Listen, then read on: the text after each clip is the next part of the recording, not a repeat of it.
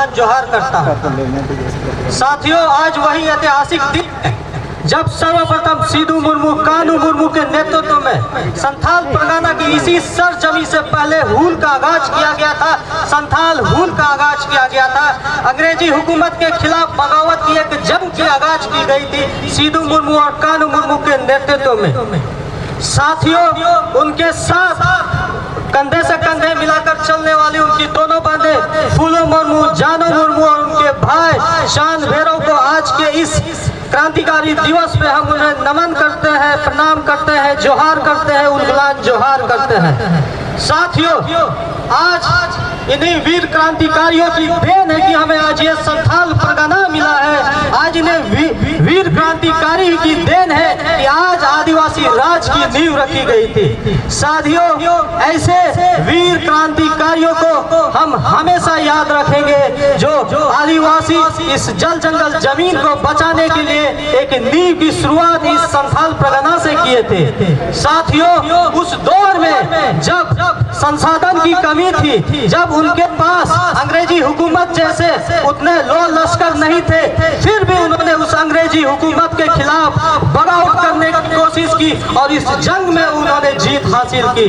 साथियों, उनके साथ तकरीबन 10,000 से भी अधिक क्रांतिकारियों ने अपनी प्राण की आहुति दी। इस मिट्टी में, इस संथाल परगना की मिट्टी में अपनी लहू से इस संथाल परगना को सींचा है। साथियों, ऐसे क्रांतिकारियों को हम हमेशा नमन करेंगे, युग युग तक उन्हें हम याद करेंगे। साथियों, आप जानते हैं कि ये संथाल परगना टेनेंसी एक्ट, जिसको हम संथाल परगना काश्तकारी अधिनियम कहते हैं, ये भी हमारे सिद्धू मुर्मू, कानू मुर्मू संथाल हुल के बदौलत हमें मिली है। जैसे बिरसा मुंडा ने वहाँ पे अंग्रेजी हुकूमत के खिलाफ लड़ करके वहाँ पे CNT एक्ट दिया था, छोटा नागपुर टेनेंसी एक्ट, जो जल जंगल जमीन और आदिवासियों के हक और अधिकार को सुनिश्चित करते हैं, उनके आदिवासियों के हक और अधिकार को बचाते हैं, उन्हें तमाम संवैधानिक शक्तियां देते हैं। साथियों, लेकिन बड़ा दुख का विषय है कि आज जैसे दिन में आप देखेंगे, मैं किसी का नाम व्यक्तिगत नहीं लेना चाहता हूं, आप कुछ साल पहले की बात है कि सिद्धू मुर्मू, कानू मुर्मू के वंशज रामेश्वर उरांव का नाम आप लोगों ने सुना था।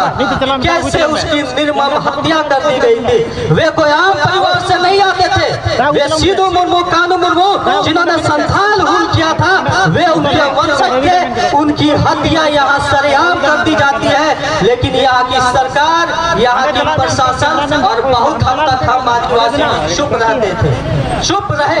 ये लानत है हम पे। जिस जगह पे, जिस संथाल परगना पे अगर सिद्धू मुर्मू, कानू मुर्मू के वंशज रामेश्वर मुर्मू की हत्या होती है, हम ये समझ सकते हैं। आज हम कहते हैं अभुआ दिशोम, अभुआ राज, उल्लास जोहार करते हैं, क्रांतिकारी जोहार करते हैं, बड़े बड़े क्रांतिकारी बात करते हैं, लेकिन आज से 1.5 साल पहले वही रामेश्वर मुर्मू जो सिद्धू मुर्मू, कानू मुर्मू के वंशज थे, उनकी हत्या कर दी गई थी। यह बहुत ही दुख और दुर्भाग्यपूर्ण की बात है। साथियों, हम आदिवासियों का इतिहास हमेशा संघर्ष ही रहा है, चाहे वो संथाल हुल 1855 हो, चाहे वो झारखंड राज्य पाने को लेकर हो।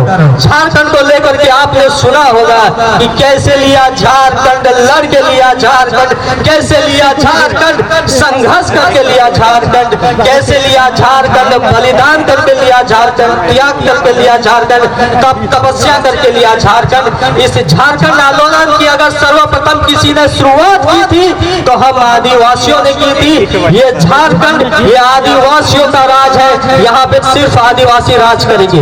ना जाने कितने झारखंड अलग आंदोलनकारियों ने अपनी प्राणों की आहुति दी, तब हमें ये संथाल परगना मिला। ना जाने कितने झारखंड आंदोलनकारियों ने अपने परिवारों को छोड़ दिया, अपने प्राण की आहुति दी, अपने रक्त से इस मिट्टी को सींचा, इस झारखंड की मिट्टी को सींचा था, ताकि हम आदिवासियों की यहाँ झारखंड राज्य में हक और अधिकार सुनिश्चित हो सके। लेकिन साथियों, बहुत दुख की बात है कि जिन वीर क्रांतिकारियों ने जो सपना देखा था, जिसके लिए अपने प्राणों की आहुति दी, जिसके लिए उन्होंने अपने रक्त से इस माटी को सींचा था, आज 24 साल होने के बावजूद जब हम इस झारखंड को देखते हैं तो सिर्फ दुख और निराशा ही हाथ लगती है। इस 24 सालों में झारखंड में कुछ हुआ है तो सिर्फ और सिर्फ सिर्फ आदिवासियों का शोषण हुआ है, अत्याचार हुआ है, लूट हुआ है, भ्रष्टाचार हुआ है। तमाम राजनीतिक पार्टियां, तमाम राजनेता आदिवासी हितैषी बनने का ढोंग करके, झारखंडी हितैषी बनने का ढोंग करके सिर्फ इस झारखंड को लूटे हैं। आज 24 साल हो गया, लेकिन अभी तक यह परिभाषित नहीं हो पाया है कि असल में यहाँ का असली झारखंडी कौन है। यहाँ की अभी तक डोमिसाइल नीति नहीं है, स्थानीय नीति नहीं है। बताइए, आप 24 साल को रहिएगा, अगर आपका नाम ना हो तो आपको कैसे लगेगा। ठीक वही स्थिति हमारी है कि आज यहाँ 24 साल हो गए, लेकिन इस 24 साल में अभी तक झारखंड की स्थानीय नीति परिभाषित नहीं हो पाई है। आज यही कारण है कि बारी बिहारी लूटखोर और भ्रष्टाचारी लोग झारखंड में आकर के इसको लूटखंड बना रहे हैं, हमारे हक अधिकार और हमारे हिस्से की चीजों को छीन रहे हैं। यह बहुत और दुखद की बात है साथियों। अगर हम वाकई में हूल दिवस को मनाते हैं तो हमें हूल दिवस के अर्थ को समझना होगा। हूल दिवस का अर्थ सिर्फ रैली में जाना नहीं, भीड़ इकट्ठा करना नहीं, फोटो खिंचाना नहीं। हूल के हमको असलियत को समझना होगा, हूल के उस इतिहास को हमें समझना होगा।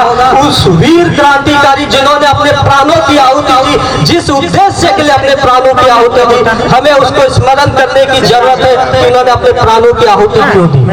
आज 24 साल में अगर हम अपने ही राज्य में आदिवासी पिछड़े रहेंगे, शोषित रहेंगे, हमारे ऊपर अत्याचार होंगे, तो फिर आप एक अंदाजा ही लगा सकते हैं कि यहाँ झारखंड राज्य से बाहर आदिवासियों की क्या स्थिति हो सकती है। साथियों, इस हूल दिवस के अवसर पर आप सभी साथियों से मैं अपील करता हूँ, एक निवेदन करता हूँ, आग्रह करता हूँ कि चलिए झारखंड को संवारते हैं, झारखंड को एक नए निर्माण करते हैं, इस झारखंड को बचाते हैं। साथियों, आज यहाँ आदिवासी इस देश में, आज हूल के उपलक्ष्य में एक बात कहूंगा कि आज इस देश में आदिवासी 10 करोड़ से भी आगे है। आदिवासियों की ऐसी स्थिति है कि आदिवासी प्रतीक पूजक आदिवासी जो पिछले सेंसस में तकरीबन 50 लाख से भी ज्यादा अपना सरना धर्म कोड लिखे थे, अभी तक उन्हें अपने धार्मिक अधिकारों से दूर रखा जा रहा है। बताइए, ऐसे स्थिति में आदिवासी अगर जो प्रतीक पूजक है, अगर उन्हें अपनी भारतीय पहचान, अगर धार्मिक अधिकार ना दिया जाए तो फिर आदिवासी असली आदिवासी जाएंगे कहाँ?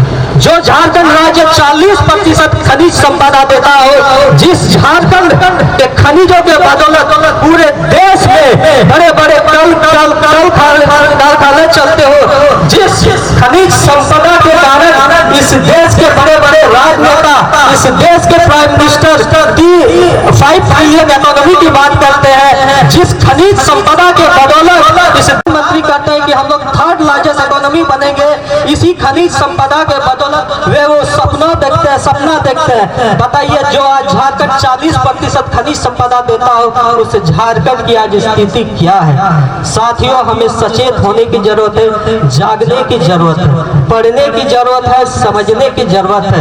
ये हम लोग अंतिम पीढ़ी और ये अंतिम समय है। अगर हम यहाँ सजग नहीं हुए तो झारखंड बर्बाद हो रहा है, झारखंड मिट रहा है, झारखंड खत्म हो रहा है। आप लोग मेरी बातों को गंभीरता से लीजिएंगे। कुछ और साल अगर हम लोग एक नए हूल की शुरुआत, एक नए विद्रोह की शुरुआत इस संथाल परगना की सरजमी से, इस झारखंड की सरजमी से नहीं करते हैं तो हम लोग मिट जाएंगे, बर्बाद हो जाएंगे। साथियों, ऐसे बहुत सारे विषय हैं जिसमें मुझे कहना था, लेकिन शायद मैं अभी कहूंगा तो 1 डेढ़ 2 घंटा हो जाएगा। फिलहाल मैं अपनी बातों को मैं यहीं पे विराम करता हूं। जब हम लोग दोबारा मिलेंगे तो इस सब विषयों पे चर्चा करेंगे, बातें करेंगे, गहन चर्चा करेंगे। साथियों, इन्हीं सब बातों के साथ मैं अपनी बातों को विराम देता हूं। जोहार, उलगुलान जोहार, क्रांतिकारी जोहार।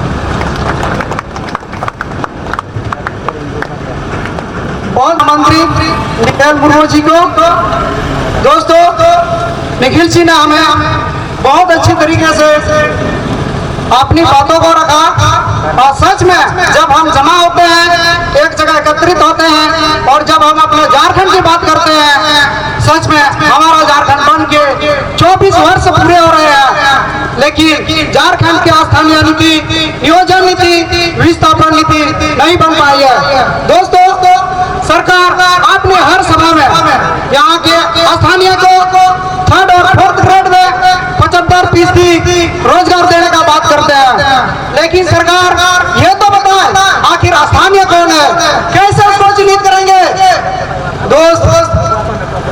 इस झारखंड को बन के इन 24 वर्षों में, चाहे वह पक्ष की चाहे विपक्ष की सरकार हो, केवल झारखंड के आदिवासियों को लूटने का काम किया है। देश की खनिज संपदा में झारखंड एकलौता ऐसा राज्य है जो यहाँ से 40% यहाँ का कोयला और खनिजों को उत्खनन करता है।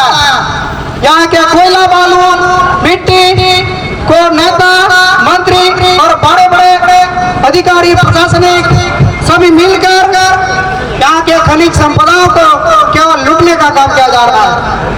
दोस्तों, जब हम मिलके ऐसे अपने झारखंड के बारे में, अपने लोगों के बारे में, अपने समाज के बारे में जब बात करते हैं, बहुत दुख होता है। अभी वक्त है हमें एकजुट होने की, हमें मिलकर लड़ाई लड़ने की। हमारे पूर्वज ने अपने शारीरिक बल पर लड़ाई लड़ी थी, जिसके परिणाम स्वरूप हमें संथाल परगना जिला मिला। हमारे देश आजाद हुए, लेकिन अभी वक्त की मार है, समय बदल गया है। अभी हम अपने संवैधानिक अधिकार को शिक्षा के स्तर से ही अपना लड़ाई को लड़ेंगे। अब कार्यक्रम को आगे बढ़ाते हुए, हमारे कार्यक्रम अब अंतिम क्षण में है। अब मैं आगे की वक्ता के रूप में मैं आदिवासी क्रांति सेना के केंद्रीय अध्यक्ष मुकेश आरडीएस टुडू को आमंत्रित करता हूँ। मुकेश आरडीएस टुडू, आप आए और अपनी बातों को रखें।